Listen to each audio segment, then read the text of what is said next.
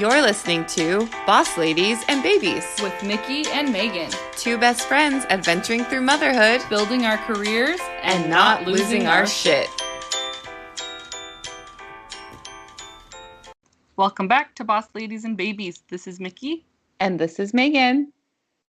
Hey. Apocalypse 2021. We survived, or are surviving. Whoever's still getting snow, hopefully you're surviving. Yeah, you guys got snow a few days before we did, and I was feeling a little bit left out, but we finally got it up here, and it's been fun, but I'm ready for it to be gone now. Yeah, we started getting it, I think, Thursday night or Wednesday night. It didn't stop for days. We got like 14 inches or something crazy like that at our house. Yeah, wow. Awesome. But now it's like quickly going away, which is what I like. Yeah. Same. How much did you guys get? I don't know how much, but a lot. Enough to build some snowmen, get the car stuck in the driveway, pretty much be a nuisance, but it was beautiful. I actually really like when it snows because it covers up all the like junky stuff in our yard and just makes it look like a heavenly 5 acres. So I'm like, quick, take all the pictures right now of our yard before it melts, and then you can see all the weeds. Nice. That's awesome. Well, the snow kind of brings out some highs and lows. So let's just use that as a little, I love a segue to get into our highs and lows. Awesome. Okay, I'll go first. Let's see. My high is coming up on Thursday. I finally got scheduled to go get an MRI. So I'm really excited. One, because I've been watching a lot of Grey's Anatomy for the past year. So I'm like, okay, I've never gotten an MRI. I'm excited. I'm nervous. I'm going in that little tube thing. Are the doctors going to be back there behind that window, making out? Who knows what's going on in real life? But I'm really hoping I get some answers because I'm just kind of reached a plateau in my treatment. So yeah, excited about that. My low, let's see. My low would be it was really my mom's low, but my mom is having a rough week. I got a call just a couple days ago. She slipped in the ice and tore her rotator cuff. So we had to go pick her up at the emergency room. She's okay, but she might have to have surgery. She needs to go get it checked out and stuff. It was just a lot, the snow. She also lost one of her brothers the week before, so just been a lot of sad stuff going on for her and on her side. So so I'm hoping the snow will melt and we can go over there and drop off some cookies or something. I'm I made Valentine's. I want to bring cookies and Valentine's. So yeah. That's sad. I'm sorry that wow, that's a lot all at once. Yeah, it's been a lot for her. So that's my lows for her, Yeah. Yeah. Well, if she's listening, I'm sending you love and positive vibes and all of that. I'm sorry you're going through all that. Oh man. Okay. Well, that feels a little weird to go. I know. But I guess I will. Oh man. So my high is, I don't know, things are just really moving right along with my business. I just did my first webinar, which was, had some kinks that I was able to get worked out. And I think it went okay. After you do something like that, you're kind of second guessing everything you said or did. But I think overall it went pretty good. And I'm actually expanding with some more classes. My brokerage has kind of given me the go-ahead to teach my course, specifically to real estate agents. So I've been tweaking my course just a little bit to get it all ready for a workshop that I'll be holding for real estate agents in the area, which has been really, really exciting and pretty intimidating because those are my direct peers. Just my business is really trucking right along. It's crazy. Yeah. Everything is just happening. So that's been really exciting. My low I think I'm just losing my damn mind. Like, honestly losing my mind. I was driving the other day and I kid you not, could not figure out how to turn my blinker on. Like, I was like panicking with all of the different like gadgets in my car, like windshield wipers, like Oh my gosh. windshield fluid, like all. I think I was like turning my brights on and off, and I was just like, where the hell is my blinker? Like, I just couldn't figure it out. So Oh my that gosh. happened. Then a couple days later, I was going to Costco and I walked all the way up to the door without my mask. And if you know me, like I basically sleep in my mask. Like I don't even know how that happened, which was really strange. And then the worst part was last week, Nora was supposed to have a doctor's appointment. And I like really look forward to her doctor's appointments. They're just Mm-hmm. like her normal check-ins. And it's like her doctor is my old pediatrician. It's just like fun to that's Oh, like the only outing we get to do yeah. these days. So Yeah. anyway, I don't forget stuff. And it was like 12:30 and I was like, "Oh my gosh, I think Nora had a doctor's appointment today." Completely just spaced it. Oh. So I don't know what is going on with my brain. I'm pretty sure it's just like overloaded with everything that is happening. But I'm just like, okay, I think I need to like recalibrate how I'm doing things, refresh, just kind of like take some time to bring it back a little bit so that I Yeah. can get my mind together because it's been like a little bit scary. The blinker thing was like real weird. Yeah. Yeah, I've done that, but like not because it wasn't my car kind of thing. So I understand the like panic of like trying, but like yeah, in your own car, My girl, own that's car. I red know. flag. I know. I was on the phone and I was just like, what's wrong with me? Like I can't figure out my blinker. Like it was kind of weird. So Oh yeah. my So that's that. But oh my gosh. gosh, I think my real high should be this episode because I Mhm. am so pumped up for this episode. I feel extremely inspired after talking to this guest. I cannot wait for all of you to hear what gems are being offered to you in this episode. We are so excited. So I'm going to go ahead and introduce her. Yeah. All right.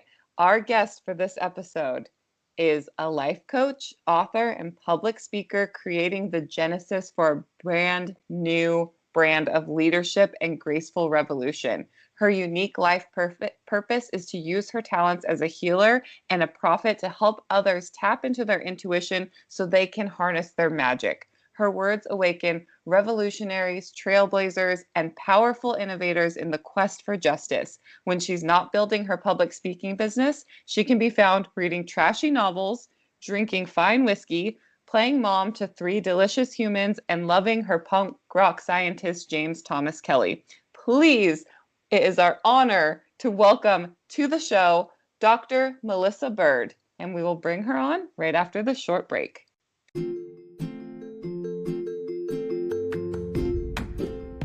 Hey, boss lady. We want to support you and your business on our show. We are rolling out a new segment where we'll be highlighting boss ladies in our community by running an ad for your business. Sweet Indulgence is a custom bake shop. They do cakes, cupcakes, macarons, cookies that are as beautiful as they are delicious. The owner, Amy, loves frosting and hopes to bring smiles to as many people as she can through baking, and she does just that.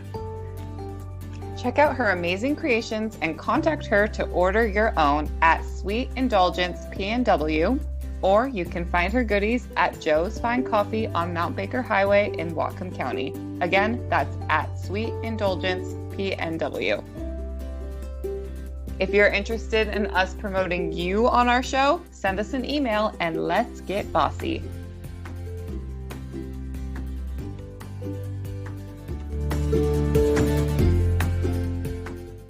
All right. Welcome to the show, Melissa. Thank you so much for joining us. We are so excited to talk to you about discovering your natural born rebel. Yay!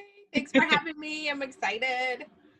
So before we dive into that, why don't you go ahead and tell our listeners about yourself, who you are, what you do, what makes you a boss lady.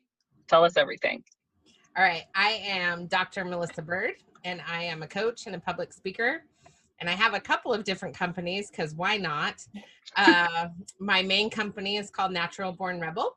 And that is where I do a majority of my work. I coach women to help them find their voice, to make a difference in their lives and their communities by harnessing their inner rebel to make good in the world. And I live in Corvallis, Oregon. I have 3 amazing little children. They're not little. They're 18, 13, and 10. Yay, teenagers. Woo! And I have an amazing husband who has 3 first names, James Thomas Kelly. He Cool. is a veteran, and I'm really excited to say that he is finishing his bachelor's degree in marine biology and chemistry. And he and I are actually starting a farm and retreat center called the Mermaid's Garden here in the Willamette Valley. And we are going to be doing an aquaculture farm with antibiotic-free, mercury-free fish, and then retreats for people to reconnect to themselves and to the land. So. Oh my gosh, what's the ETA for that? Do we have a date yet? Because I'm like, sign me up.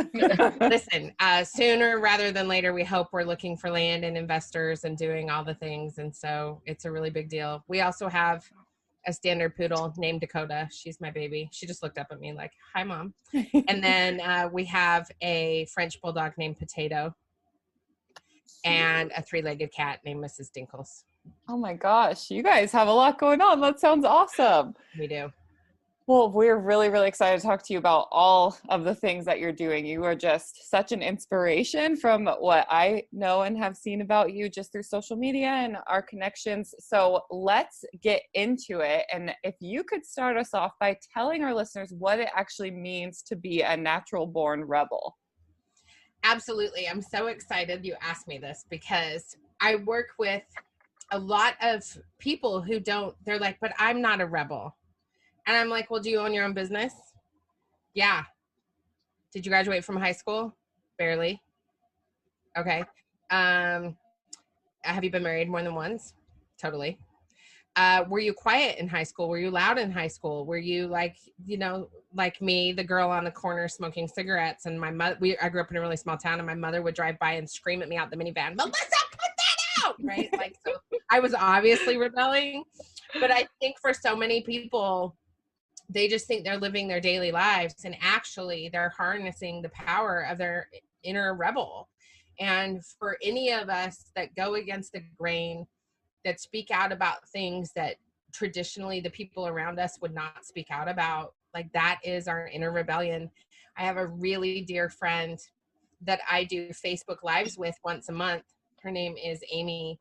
And Amy was like, I'm not a rebel. Like, she's like conservative, Christian, straight-laced, job, family, house, all the things. And all of a sudden she's like, a year into our friendship and us doing these Facebook Lives, we talk about really complicated stuff that normally people fight about when we have these beautiful and amazing, gorgeous conversations. And Amy's like coming out as a pro-life feminist, and she's like, oh my gosh, I'm a rebel too. And I'm like, that's my girl. Like, I love you. And so I think for so many of us as moms and business owners, we think that we are mainstream, and we are not. No matter what our political affiliation is, no matter what our background is, if we are boss babes, that we're not mainstream, and we are rebellious.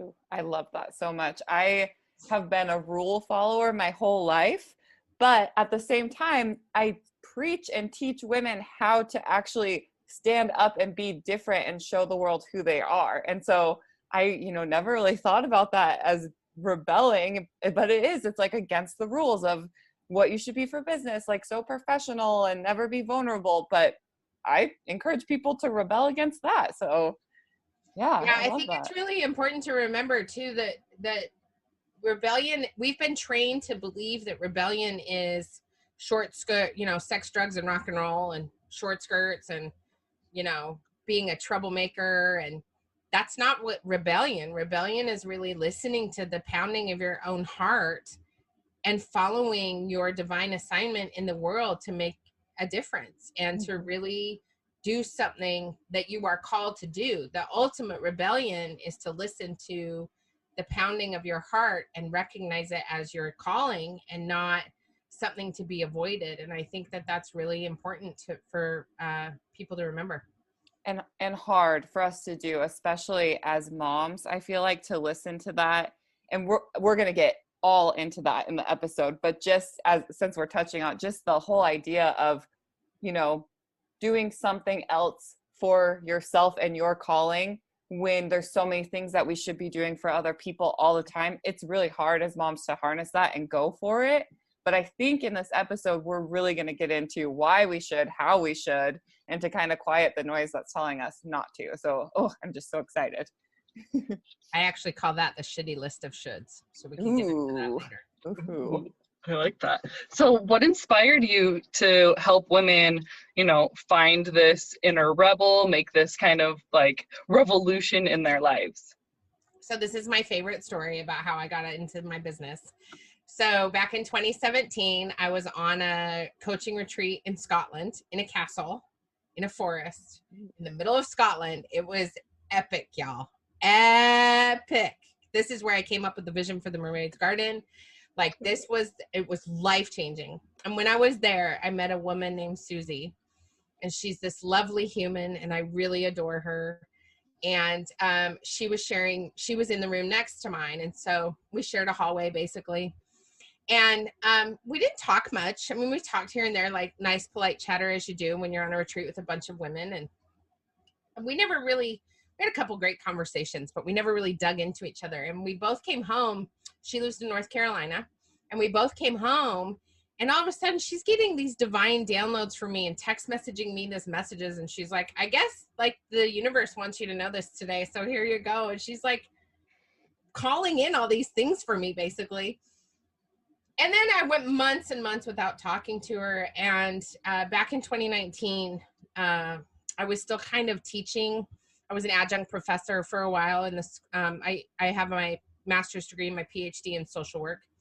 And so I had started my coaching business, and it was kind of floating along, but it was sort of like not doing all the things. I still had that really toxic mindset that I needed to hold on to my my adjunct professor position for $3 an hour, because it was a steady paycheck and I could not possibly go out on my own. And so this business it was called Bird Girl Industries, and it was kind of like floating along, but not inspiring me. And then I had been flown to San Bernardino, California to teach a policy class in the School of Social Work. And I'm in the lift on the way to the airport from San Bernardino to Portland. And Susie calls me, and she's like, I just walked out of a real estate deal. Real estate was her business, to tell you that we need you to start, we need you to change your whole business to Natural Born Rebel. I've already bought you the URL. We need you to write a book called Natural Born Rebel, and it has to have all these things in it. And we need you to start this thing called Rebel School, and it has to have all these things in it. I really need to get back to my signing now. I really love you. I hope that's okay. Talk to you later. Bye. Whoa.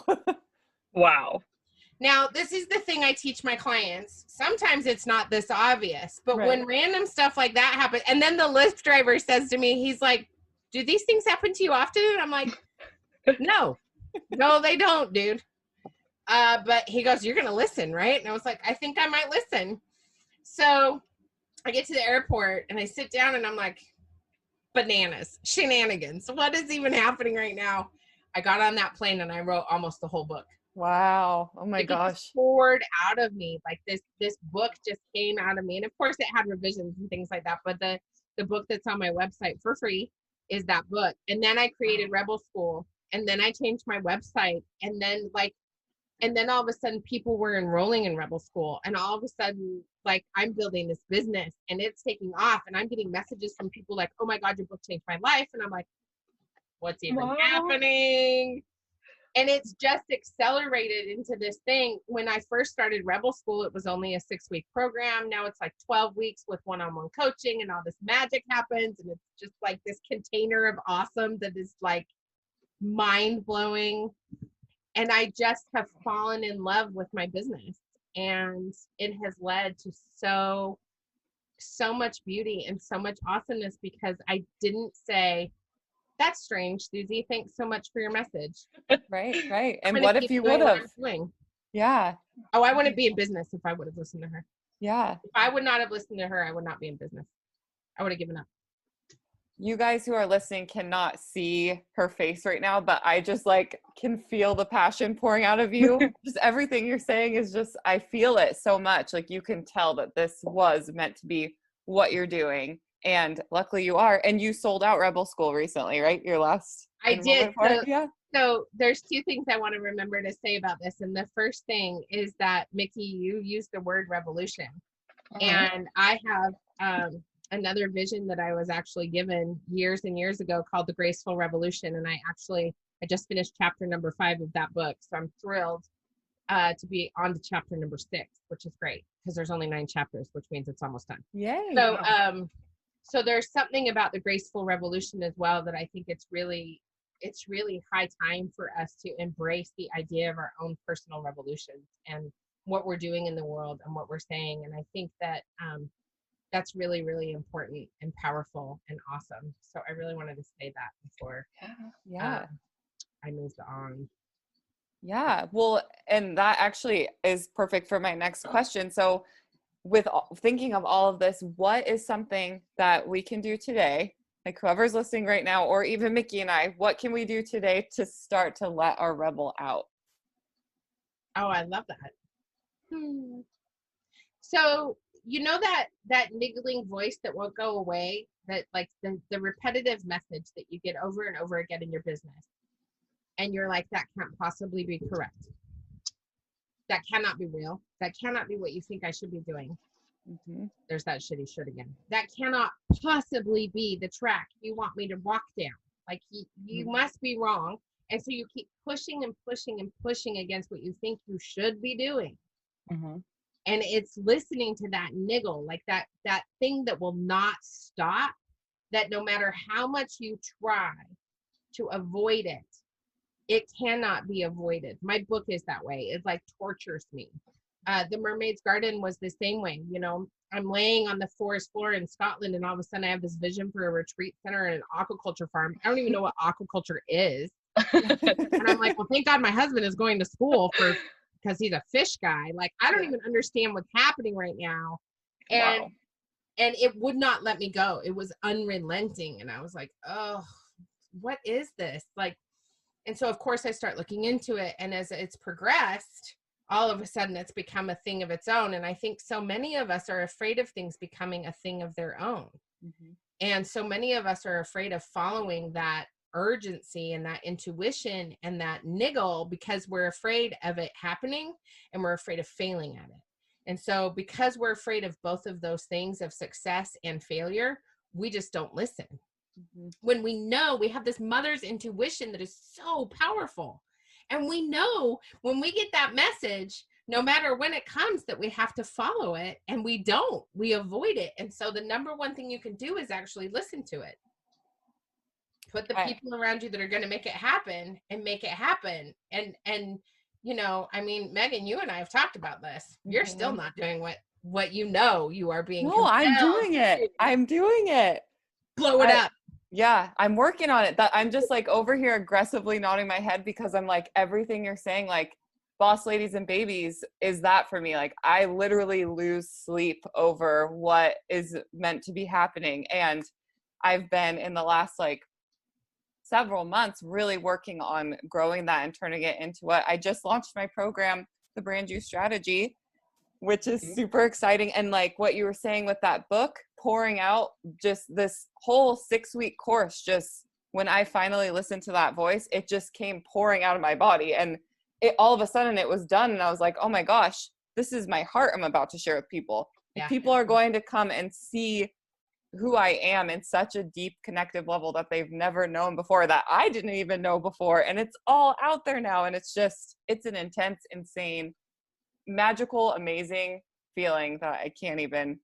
And that's usually when we stop ourselves, when we're like, oh, I just poured my whole heart out. I guess I'm just going to let that just sit there. Mm-hmm. Don't tell anybody.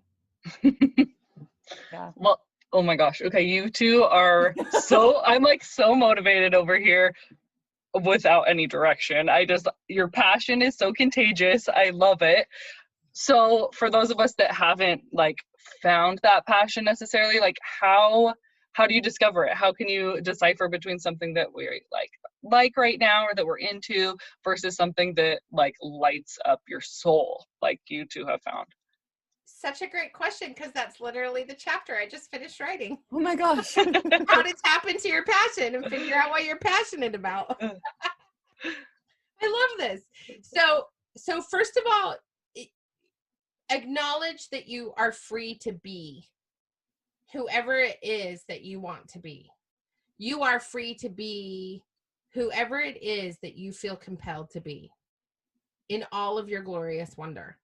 And I think that is something that not giving ourselves that freedom is the thing that holds us back the most. And so really decluttering your mind, your physical space and your mind, and really clearing out the shitty list of shoulds. So I'm just going to tell you, I'm going to give you all, everyone who's listening and you both, how to do this. So you write down all your shoulds. I do this quarterly. Everything you should be doing, right? I'll make a whole entire list of your shoulds. And I should be cleaning the house. I should be, loving on my partner more. I should be a better mom. All the shoulds. I should be a better business. Whatever they are, all the shoulds. Get them all out. Get them all out on paper. And then rip it up into teensy weensy inter little pieces and flush it down the toilet, because that's where shit goes. I love that.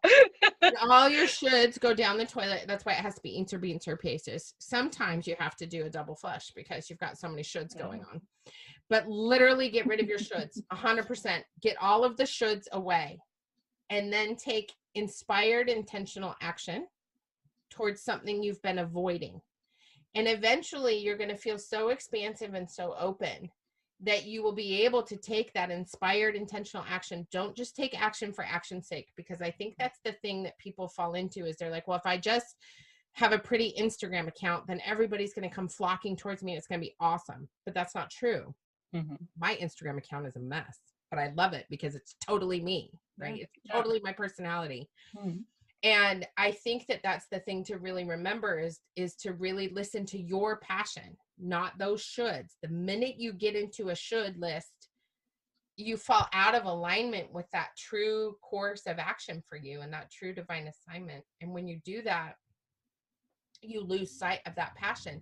So it's interesting, because when I was originally writing that chapter, I wrote passion is freedom. And then one of my friends said to me, my friend Eileen, she said to me, she's like, free isn't dumb. It's free to be free.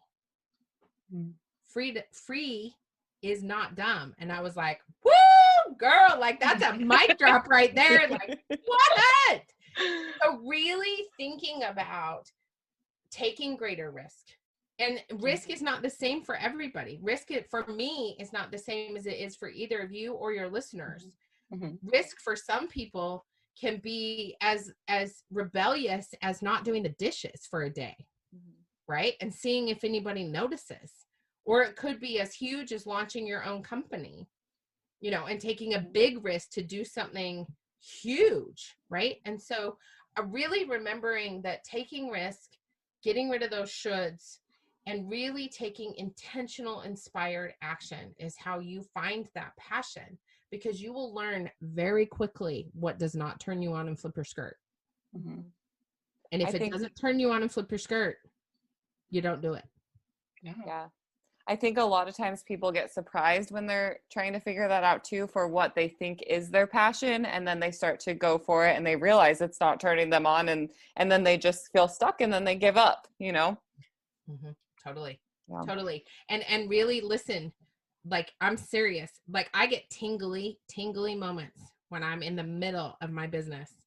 And if it does not tingle me, if I don't have electricity coming out of my fingers and I'm not slightly turned on, I'm like, I'm not doing that. That's somebody else's business. It's not my business. Yeah, I love that. I know. I feel like we're giving good, just basic life advice here too. Like, if you're not getting the tingles, move on. I love that. Amen, Mickey. Amen. Yeah, right?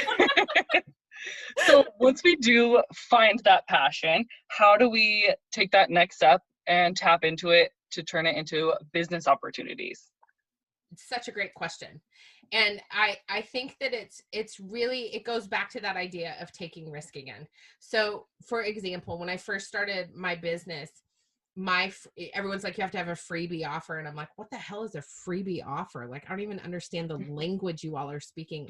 I've been teaching social work students how to do policy for like 20 years. I was a lobbyist before I did my own business. Like, I never intended to be an entrepreneur. It's not like I woke up one day and I was like, oh yeah, I'm gonna totally run my own business. No, that is not what happened at all. And I blame my coach, Susan Hyatt, my old coach, for everything. She was like, you should be a coach. I'm like, I don't think so. I'm not going back to school, because I'd finished my PhD. And she was like, you don't have to go to school. You have a master's degree and a PhD. And I was like, oh, okay. Well, then I could definitely do that if I don't have to go back to school. So, but my freebie, I made it on Microsoft Word. Like, it was terrible. I'm so embarrassed about it now, because I'm like, oh my God, that was so horrifying. But I didn't know you could do things like Canva was not available yet. I didn't know that you could do things like hire a virtual assistant to do things for you. I had no idea. So listen, all you newbie boss babes out there, okay? All my mom bosses, just listen. Spend the money on the people that can help you move forward. So, and watch for the signs. Okay, so I was like, I made a new and improved version of a freebie that was still terrible, but it was one step up. It was like PowerPoint it was like slides instead of Microsoft Word. I put it into a PDF, moved on with my life. I kept talking about my business and what I wanted. I took on clients that they were my very first clients, and I learned what I wanted to do and what I didn't want to do. So I listened to that intuitive hits. Like, I was like, this is not the kind of coaching I want to do. I want to do this kind of coaching, right? And so instead of doing, like, I do business coaching, but really I do soul coaching, right? Like, I do soul care. And so that's a component of it. But so many people were coming to me for business advice and life advice. And I quickly learned what I wanted to do and what I didn't want to do. And I only followed what I wanted to do. And then I thought, okay, I need a virtual assistant to help me make my website better and do a better freebie, because I don't know what I'm doing. And I need someone to help me with social, because I love going on Twitter and having bananas rants. Like, I love Twitter. It's the place where I tantrum. Well, I have to go My look. Twitter feed is so good. Birdgirl1001 for all the socials. Like, I'm telling you, my Twitter feed is bananas. But I knew that I needed to boost up my Facebook following and, all those things to run a business. And I was like, okay, I want a virtual assistant. And I had no idea where to start. And then I got a newsletter from, there's an author named Lisa Lister, and she wrote a book called Witch, which, if you have not read it, is one of the greatest books ever. And she said her assistant was looking for clients. And so Sarah was my first assistant. She's delightful. Sarah stars as a magical unicorn. She was amazing. And she brought me through the transition to Natural Born Rebel. And then she transitioned out. And now I have another VA, Emma, who is also a magical unicorn. All these women live in Britain, by the way. Like, that's where they make amazing magical unicorns, I guess. And I listened, right? Like, that was the key to building my business, is I was like, I cannot do this alone. I joined the Mob Nation, the Mob Nation Alliance, because I knew I needed to meet as many people as possible to get my message out into the world. And I think that this is where a lot of women get stuck, is because we've experienced mean girls in high school, because we have convinced ourselves there's competition among mom bosses, because we've convinced ourselves that we have to be in this silo to make this perfect business, we don't reach out and connect with others. And that is our failure as women. We think we have to do this all on our own, when in fact, women have been coming together in community for thousands and thousands of years. And so to build a business, you got to build your community and bring people together and talk about it. And that, I think, is the thing that really holds us back, is that we don't talk about our businesses. For some reason, have you ever, an entrepreneur who's a man, they never shut up about their business. They're like, I'm amazing. And it's like, really? Because you're not. But whatever, we don't ever do that. And that is the number one reason I think we burn out in our businesses and we feel isolated and alone and afraid, is we don't talk about our goals and our dreams and our visions for how this is going to help our family. and our friends and our communities. We are our community. We are the web of community. That's what women do. Yeah. We build the community. And if you are isolating yourself in your business, then you are not living in intention with that divine assignment about who we are as women and moms. I think too, if your business isn't that soul calling, it's even harder to talk about it. Like as you're saying this, and I think a big part of it is, for me, this is something that I cannot not do. Like I have to do this, right? I lose sleep over it. I'm constantly just so excited. It's all I can talk about. But I also think I've positioned myself. I also joined the Mob Alliance, and I'm, around really supportive people in my life who are genuinely interested to hear what I have to say because they can feel the passion coming from my soul. Like, just like when you're talking about your business and I'm over here just feeling the passion just ooze off of you through the screen, however far away we are, that's how I feel too. And I think it's so important when you have the right people around you, that right community who are there to actually listen and encourage you and lift you up on that. So what advice can you give to others to help them share their calling and to listen to their calling? I think, I've been doing a lot of reflection lately on identity. And I was actually talking to a client. I was coaching a client and I was like, do you remember those kaleidoscopes we used to have as kids, the cardboard ones that you'd hold up to the light? And mind you, I'm middle-aged, I'm 46. So like, for any of you who are younger than me, you may not understand this, but like the kaleidoscopes where you hold them up to the light and the little plastic colored things change, right? Yeah. Loved my kaleidoscope when I was a kid. And there's this moment that happens when you change it and you think, oh my God, that's just as beautiful as the one before. And then you change it again and a kaleidoscope says, here you go, more beauty. We are a kaleidoscope. We are not supposed to remain stagnant. And so if you feel stagnant, turn the kaleidoscope, shift it to the next colors.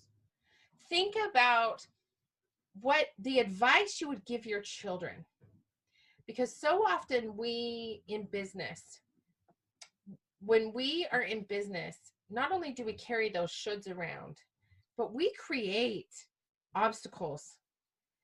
And we would never talk to our best friends, our kids, or even our partners in many cases, the way we talk to ourselves when it comes to our businesses.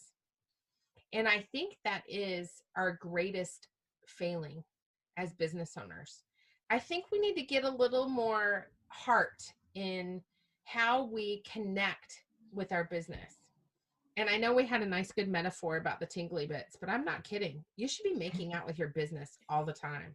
Like good, deep, magical French kisses with your business.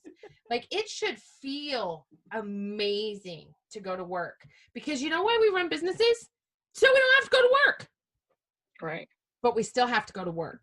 And the second thing I would say make out with your business, like make out with it. If it doesn't feel good, it's not, and talk about it. But the second thing I will say is you have to, there is some purpose to structure around your business. And so if you find yourself working in evenings on weekends and you don't want to do that because the purpose of running your business is to stay home with your kiddos and to give your kids more attention than you could give them with a 9-to-5 or whatever else you were doing, and you're working on nights and weekends, you're not doing what you set out to do when you decided to start your business. So set office hours. And set boundaries. One thing I am so proud of, and we joke, I'm coming to you from my camping trailer, right? That's my office. I set up my camping trailer as my office. Not everybody has that luxury, but fortunately I do. But my kids know when I'm going to work. Mm-hmm. And they know when I'm working. And they're older, so I understand that. But I started this when, they were littler. And I was like, I'm going to work. And I work from 8 to 2 most days because I'm really great in the morning. I know when I'm good and when I'm on fire. And usually it's early in the morning. And so that's when I work. Know your strengths. Play to your zone of genius. Know who you are and play to it. And then you'll find that you've got all this free time in the evenings and on the weekends because you've structured yourself and set boundaries for yourself. And that is a game changer. And you don't have to work 8-hour days. If you're working 8-hour days, do it because you love it. Mhm. Don't work 8-hour days because you think you should. Mhm. And I think when you set those boundaries, the shoulds get a lot less intense because you've given yourself that permission that I am going and putting everything that I can into my business from 8 to 2. And so from 2 to whenever, I can do all the other things in my life that I want to do. That's like, that was life changing for me. And that's a huge thing that I like to teach in my program as well, because the boundaries, like you don't have to have a rigid time block blocking out every single hour of your day. You just need to figure out exactly what you said, your zone of genius, where you work the best, and then make everybody else in your life know that's what you're doing at that time. Like for me, morning time, same thing. I started waking up at 5:30 in the morning so that I could have the time for this huge commitment that I need to be doing, like the front load of work to get everything off the ground. And I was finding myself being a slave to this because I'm so obsessed with it and it's literally all I can think about or care about. But that wasn't working for me. So figuring out how can I do this and still give it every ounce of me and also give the rest of my life what I need to give. And when you have this soul calling, it's really, really hard to find that balance. But once you do, it's completely possible. And I think it's amazing. It really is. And I think that the thing that, if there's anything that I've learned in the last 12 months, and as of this recording, we're going into a full year of living through a pandemic. So for those of you future listening, it's been a year. This releasing of heavy burdens and recognizing truly that there is no such thing as control, I think is so important. And having grace for the multiplicities of your identity. We are not all just one thing. We are many things to many people, and we do not have control. And it's okay to float through uncertainty and express all of the feelings around uncertainty. It's okay to be excited and scared and happy and sad at the same time. Like, it's okay. Uncertainty is just a part of living. And the sooner we allow ourselves the grace for uncertainty and kind of put our hands up and go, okay, what you got for me? What's next? Mm-hmm. And look at it as an adventure instead of things that we have to do. And we really let our identities intersect instead of pushing them into silos. It's beautiful what happens. It's just so lovely what happens. Mm-hmm. Yeah. So the three of us are mothers. A lot of our listeners are also mothers that have businesses. What can let's talk a little bit about using we have women's intuition, we definitely have mother's intuition. How can we use that and actually put it to work for us? Intuition's so good.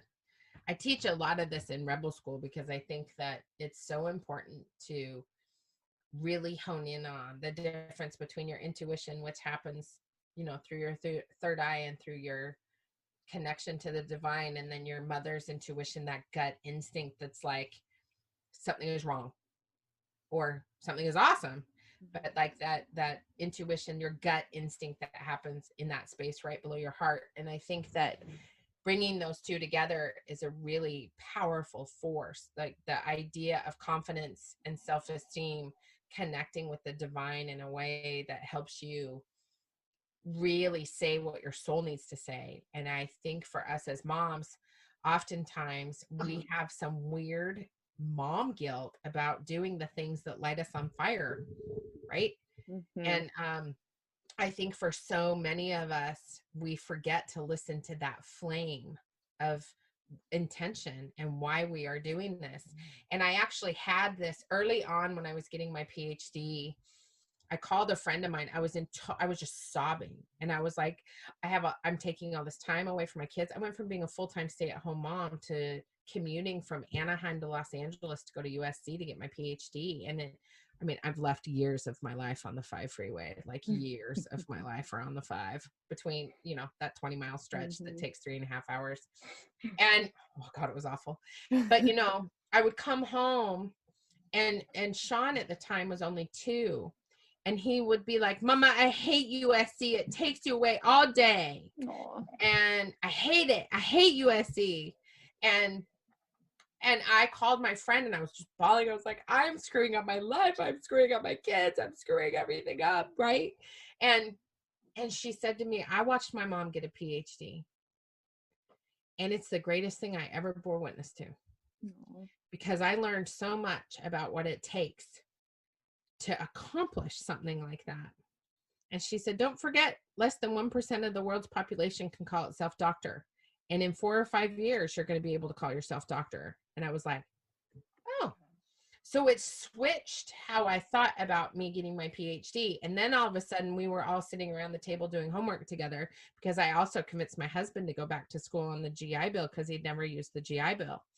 And so all of a sudden, we're all sitting around the table as a family doing homework. Sean's coloring, Gwenny's learning her ABCs, Caitlin's doing math, Sean's doing, Jim's doing whatever he's doing, and I'm losing my mind doing statistics, but that's another story.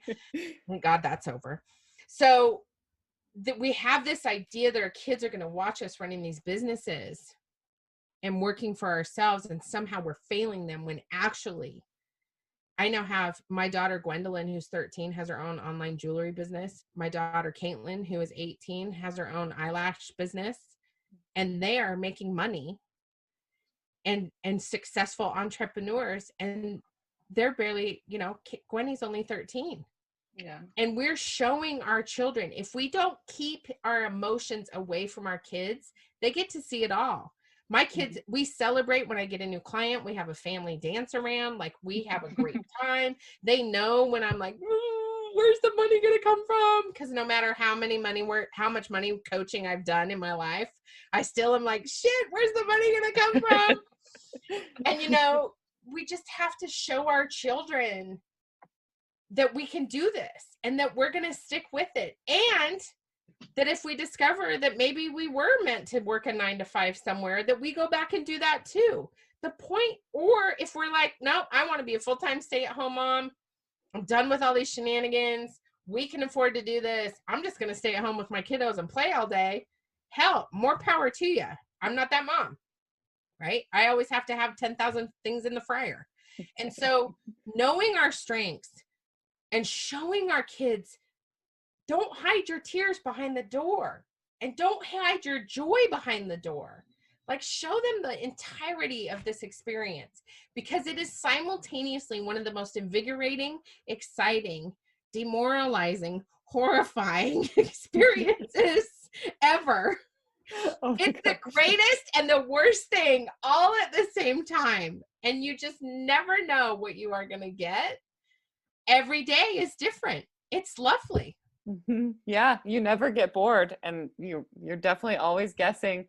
I struggle a lot with that, even though I'm home. So I'm home full time with my 2.5-year-old, and I do most of my work in the mornings when she's napping and after she goes to bed. Yep. But she hears me talk about it so much, and she sees me, when her dad gets home, I'll go upstairs certain days a week and have my office hours. And I sometimes wonder, how is it affecting her seeing me work so much? I know it's positively affecting her because she sees that girls can do whatever they want and you can be the strong, independent girl working for yourself. But actually last night, I heard her in her room in the middle of the night. And so I turned on the camera to look, and she had her little stuffed animal cow she was holding up. And she was telling Cow all about her podcast and how she was going to work and all of the Zoom meetings that she had tomorrow. And she was just going on for a good 20 minutes about her working life to her little cow. And it was just like I want to tear up just talking about it right now. The sweetest thing to see her actually see how she's looking at me through her eyes, to hear that in the privacy of her own room talking about it, and just realizing that, yeah, she might not have a podcast and, be coaching people over Zoom, but the fact that I'm planting these seeds for her right now, that she can do whatever she wants to do, makes every single second that I miss with her so much more worth it. It's just so worth it. My son, one of my favorite moments of the last 12 months, honestly, is before we got the trailer, right when the pandemic first started. I had my office in the living room because everybody, of course, would leave the house. Jim would go to school, the kids would go to school, everybody would be out of the house, and I could sit in the living room all day. And I had to move out here because everyone was in the house, right? And everyone had school and all this other stuff was going on. But one of the things that happened early in the pandemic before we got the trailer is Sean would listen to me on my coaching calls. And he couldn't hear my clients, but he could hear how I was responding. And he would come up to me and say, "Mom, you are so powerful and so beautiful. And I just think it is so amazing how you talk to your clients, because you talk to your clients the way you talk to us. And I just know you are full of love." And I mean, it just makes me cry because he's hearing me talk about gratitude and passion and joy and reflecting back to my clients. That sounds really horrible. I'm really sorry you're going through that. Here's how we can work through it together. And he's learning how to be confident from a space of love. And I know Gwen, she would never admit this because she's 13 going on 37. But she also listens to me. And I mean, even my oldest daughter, Caitlin, who's away at college, so she doesn't hear me as much, but I know. And for all of you out here listening to this, you are making a difference for your children. You might not know it now, but I can honestly say, I did not believe that Caitlin believed in me. I really didn't. We have a very tense relationship sometimes. But the things she has told me since she's left home have just been unbelievably beautiful. And the only reason she and I are able to have that experience is because I did not give up on this dream. I listened to every single sign that came to me from the universe that said, move forward.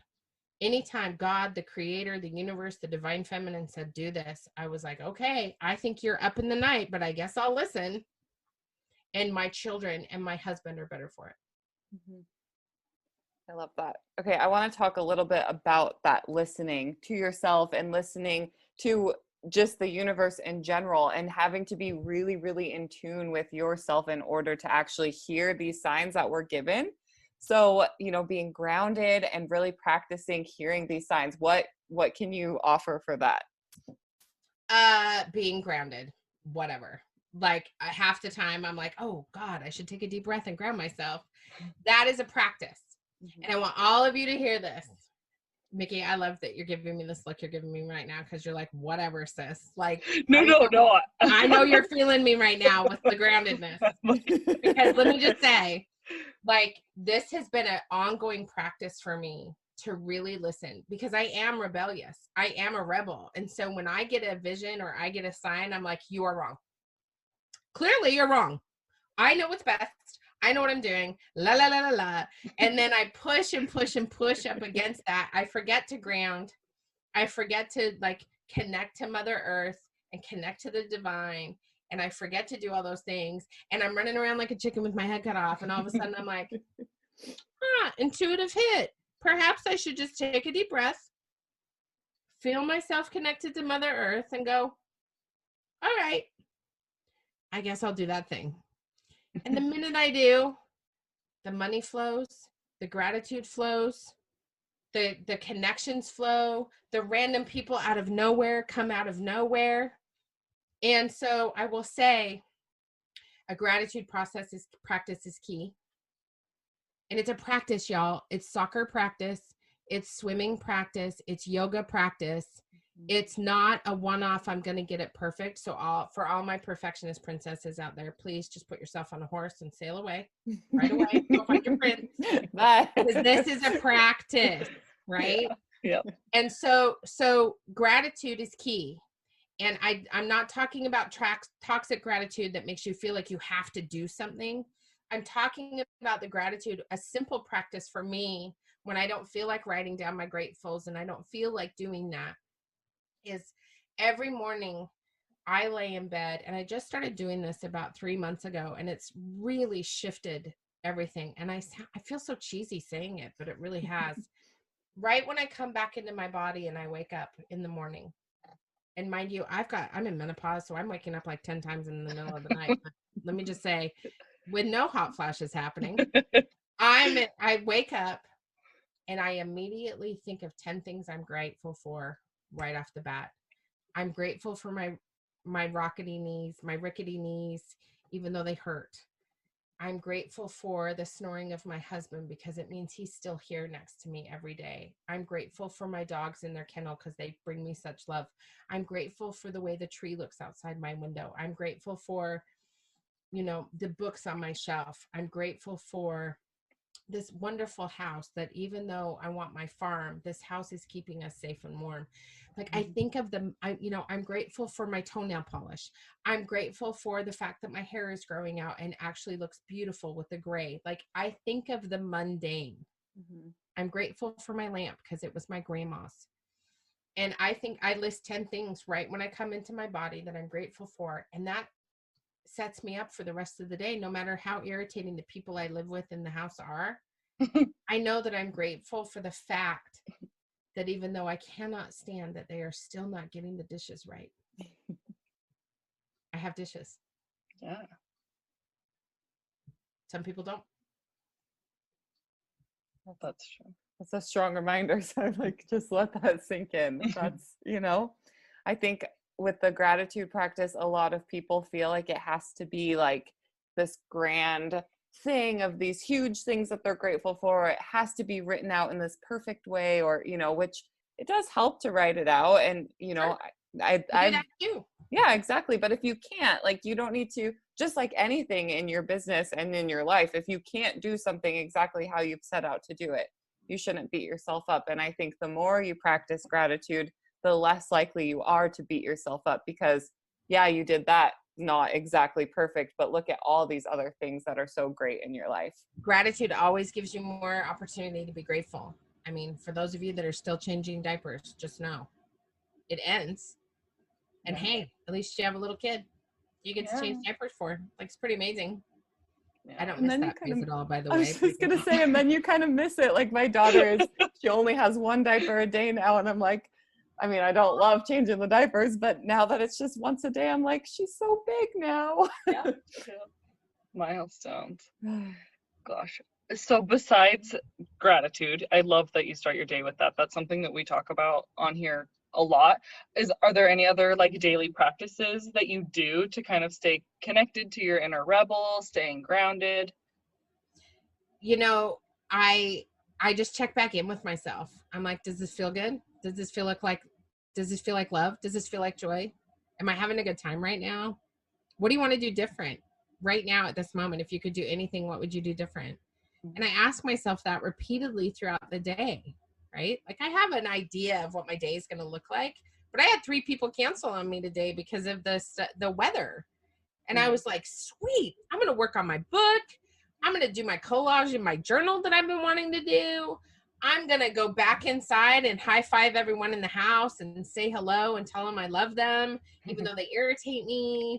Like, I'm going to go get my dog and bring her out to the trailer with me. I'm going to run an errand really quick because I have time. Like I also have learned how to check in with myself and be like, what's going to feel good right now? And boy, if that's not an act of rebellion, I don't know what is. Women the world over checking in with themselves saying, what would feel like love right now? I mean, that's a graceful revolution in and of itself. Mm-hmm. And I think it also helps us with our kids and our partners when we do that, because we won't be so stressed out. Yeah. I was working with a client today and they were talking about clutter and uncertainty, and there's never enough time. And I love giving this assignment to my clients where I'm like, make a tick mark every time you say, a tally mark every time you say I don't have enough time. I had one client who ended up with like 476 tally marks, and she was like, how many hours is that? And I was like, I think you'd have more time if you stopped saying you didn't have any. Right? Like, pay attention to what you're saying. The ultimate act of rebellion is coming back to yourself and saying, what do you want to do right now? Oh, I had a free hour open up on my calendar. What do I want to do right now? And then do it. I took my dogs for a walk today with my kid. Like, I was not expecting the day that I had today, because I was booked today, even though it was a holiday. I was booked. I wasn't expecting this day, but man, I got a rainbow for an hour the whole time we were on a walk. Like, nice.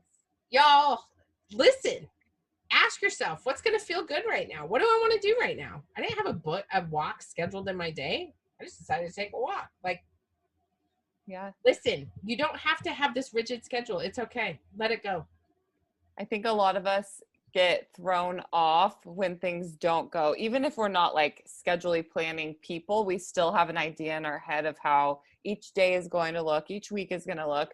And when things kind of go off track, it's really easy for us to just completely give up on the entire day. Oh, I'll start tomorrow, or oh, I'll start Monday, you know, and we need to just be in tune with what we're feeling so we can just pick back up where we left off later that day, or, you know.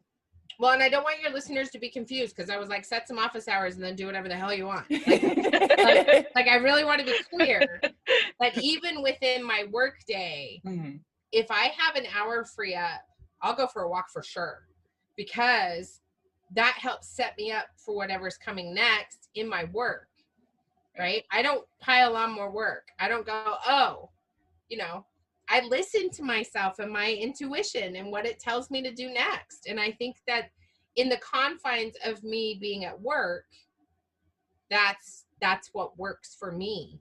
And so I don't want anyone to get confused here and think I'm like saying two different things, because really listen to what you're hearing.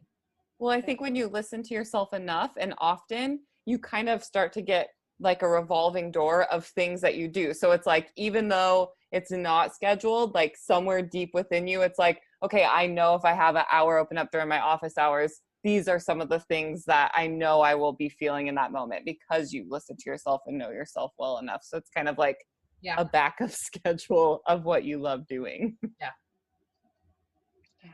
Oh my gosh. I have to say, like, I'm just soaking all of this in. There's so much energy. I love everything that we've been talking about. I have to say, I am excited about the idea of stopping and checking in with myself during the day and like asking, how am I feeling, kind of thing. But I'm also a little bit terrified, because as you're talking, I'm like thinking, okay, I stay home with my kids, and I run a small business from home, but I'm like, if I stop and like really think about, like, is what I'm doing feeling like the right thing? Like that can be really scary, life-changing kind of check-ins. It is a scary life-changing check-in. Well, you came up with a tongue. So, yeah. And it's really important. Yeah. Because I think we're trained by society, and we're trained by these internal voices in our brains that we're not allowed to do those check-ins. And that's why it can feel really intimidating, is because we've been trained to believe that we're not allowed to connect with ourselves in that way. And so it becomes easier. And sometimes you're not going to like your thoughts. Like, sometimes you're not going to like what it says. And you've got to listen to that and say, okay, I hear you. Now what do we do to shift? What do we do to change? What do we do to move the dial and act from a space of compassion and understanding? Like, I think the thing that's really important is to have grace for ourselves, so that when we feel those uncomfortable thoughts and feelings, we're like, all right, I hear you. I know. Yeah. Okay. I feel like this is such a rebellious thing to do also, because I think especially as women and moms, we aren't like conditioned to expect our daily tasks to be enjoyable in any way, like, which sounds really sad to say, but like women's work, we don't do it because we feel good about it. That's just like stereotypical, like that's just what we have to do kind of thing. So to break out of that mold and like get your mind out of that and be like, no, I have the control over my life and my day, and I can be doing things that bring me joy instead of just kind of living by these rigid kind of boundaries that I feel like society kind of puts on us, maybe, or just like old traditions. I don't know, but I think that's really a rebellious way to look at it. It shouldn't be. I mean, we should all have grown up and realized, do what makes you happy. You don't have to be, I mean, I'm not saying I'm miserable every day, but like, sitting around doing chores all day is not that fun. That's not sparking joy. Right? Like it's It really, is. really complicated. And I think that, do what makes you happy is also complicated. Mm-hmm. And the biggest risk in life is not risking. Like it's not taking a chance on doing something. And, I cannot say how many clients I work with that are like, can we talk about housework? And I'm like, sure. Like, how much work are your kids doing? And they're like, none. And I'm like, well, let's start there, shall we? I actually had a client today whose mother never allowed her to do housework, so she doesn't know how. Wow. And she's, a mom of two, and she doesn't know how. And I'm like, yeah, I feel that. My mom, I had to do chores every Saturday, right? And so my kids have to do chores every Saturday. And lately they've been not having it. And I'm like, oh no, I'm not having it. Because the way you learn how to clean a toilet is to clean it now. And, and so the other thing I have to say to all the moms is, where can you let go of the control? Because you brought up a couple of key words here, Mickey. One is control and one is rigid. And we have no control. Like we literally have no control. What we can do is we can learn to look at each day as a moment in time. And we don't have to be rigid about that moment in time. It's okay. It's okay for the house to be a slight disaster. We don't need to look like we're on TV with this perfect house. And the minute we let that go, there's like so much grace in that opportunity. And do my kids do the dishes perfectly? No, but guess who doesn't do the dishes anymore?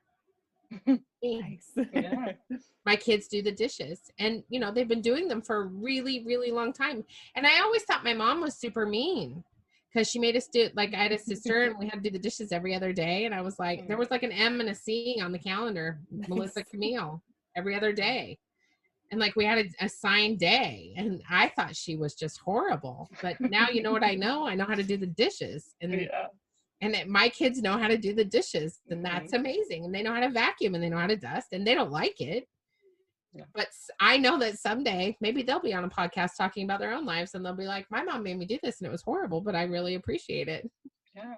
And so I think that some of this is just giving ourselves, especially right now, like, come on. I love a perfect living room. There is nothing, listen, I'm a Libra. Like if it's not beautiful, I'm not having it. Plus I have these altars all over my house. I've always had altars everywhere. And so like, I'm like, don't mess with the altar. It's perfectly placed. Like don't mess. And my husband decided to grow microgreens in the living room and like put in all these like pads for a gym. And I was like, what are you doing to my perfect living room? He's like, it's a pandemic. No one's coming over. And I'm like, yeah, no one's coming over. Okay. And he's like, don't worry, it'll go back to normal when we're back to normal. But right now there's no normal. And I'm like, well, we're not going back to normal. And so anyway, it just ends up in this big thing. But the point is, give it up. So much more freedom happens. Not freedom, free to be. You're free when you give it up. Yeah. That's a big thing I have a hard time with that. And the further I get into like really listening to this voice that is my business, the easier it's becoming to give up some of that stuff. I mean, it still kind of like creeps back in, but if anything 2020 has taught me, it's that I have literally no control over anything. So hands up, like I surrender. And it's meant to keep women in their place. It is meant to keep us from doing the things that we are here to do. I was reading this book and it was saying something along the lines of when you move forward and do what you really want to be doing, it is selfish and somebody else is going to feel like they're taking the hit of the sacrifice, right? And so just realizing that it's okay to be a little bit selfish and do what you want to do, and the person who feels like they're taking that hit of the sacrifice is going to be okay and they'll be able to move forward and be just fine. Yeah. So I thought that was a pretty life-changing couple sentences for me when I read it. Yeah. Very good. Yeah. Well, I think with that, we can kind of wrap it up. We have one more question for you. And if you could share one piece of advice on how to be a boss lady and a mom, what would it be? I think it is so important to listen to your heart and really just tap in every day and listen to what it has to say. And there will be some days that you don't work your business at all because you're hanging out with your kids. And there will be some days where you don't see your kids at all because you're hanging out with your business. And both of those days are the greatest days of your life. Oh, I feel that one. Oh my gosh, awesome. Well, I mean, I have like a bunch of notes taken. I feel like maybe I won't even let you hang up tonight. I'm not ready to be done talking. This was so good. But we'll take it a little more fun. I mean, it's been fun, but Right. we'll get silly. So at the end of our episode, we like to do our hot mess moment. So this is a chance for our guests to share a moment that they have been a total hot mess. Do you have one that you would like to share? I mean, I have like hundreds of them. I mean, it's kind of like hearted, but kind of serious all at the same time. So there was a moment. I have a very, very, as most people do, complicated relationship with religion. And I grew up in a very complicated in Utah, not the predominant religion is the Mormon religion, and I did not grow up LDS. And so my hot mess moment actually involves my oldest daughter. And she was like, I want to go to church. And I was like, oh, hell no. And she was like, no, really, I think we need to go to church. And I was like, no. She's like, no, really, I think we do. And so I called a friend of mine who's a deacon for the Episcopal Church down in Southern California. And I was like, dude, you got to find us a church because I need a feminist, like queer affirming church. Like I need a church that speaks to me. Mm-hmm. And it's got to be like Baptist Catholic enough for my husband to want to go because he grew up Baptist and Catholic. And so I'm like, so we're going to need like some ritual and some guilt, some things. And I didn't even know what I was asking Mark for. And I was a disaster. I was like, I cannot believe you're even insisting on this, Caitlin. She's like, we have to go. And so Mark called me and he's like, good news. You have one really close to your house. And he's like, this Sunday's Easter. You should totally go. And I was like, oh, hell no. I'm not going on a high holiday. You must have lost your mind. Like, I was like, no. So we didn't go. And then about 3 months later, Katie's like, no, Mom, I'm really serious. I want to go to church. And I was like, okay, well, I guess we'll try this Episcopal church. Mm-hmm. We walk in the church and I walk into the sanctuary and I just start bawling. Aww. And for 3 months, every Sunday, I would sob. And I wasn't quiet sobbing, y'all. I'm not a quiet crier. I would sit in that pew and bawl and bawl and bawl. And I was like, oh my God, what is happening to me? So the hot mess moment is not me sobbing outwardly in church and the priest saying, are you okay afterwards? No, that's not the hot mess moment.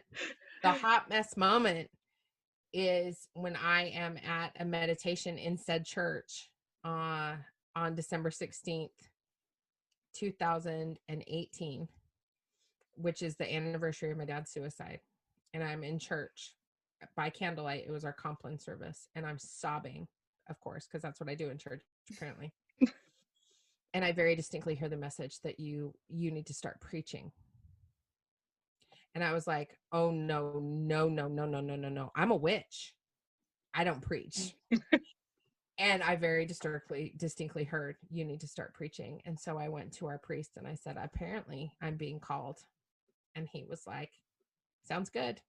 And my hot mess moment was, I've come out as a lot of things, but I had to come out as a Christian witch.